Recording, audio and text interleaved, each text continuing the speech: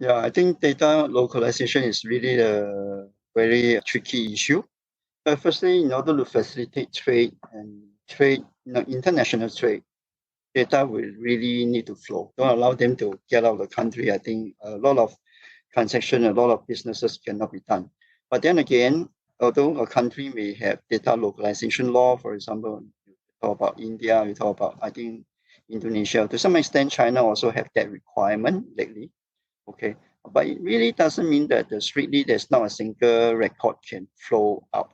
Yeah. Basically, there's still regulation and some other banking law, telecom law, and healthcare law that do allow situation in which you can get permit to sending across. Even in China, they have this critical infrastructure. Any operator that is classified as critical infrastructure provider, such as telecoms, utilities, transportation, banking, of course, healthcare, and they will have restriction. Data has to be so-called localized.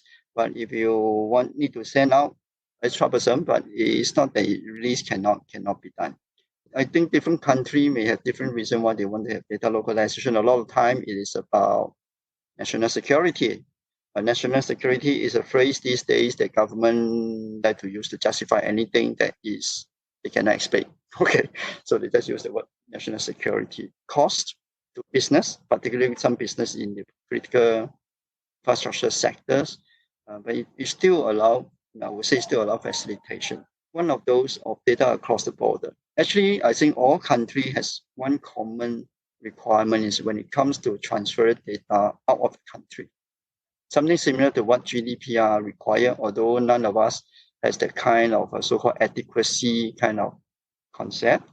Basically, it require the company that send data out to another country, ensure that the other party has the sufficient measures that can protect the data. If something happened to this receiving end at the other country, the data controller over here will be called up by the authority to explain and being fined. In APAC, we have something going on called border privacy regulation, I think, which is to help to facilitate the trade with the exchange of data across the country within the APAC deal that they signed this to how to facilitate the transfer of data.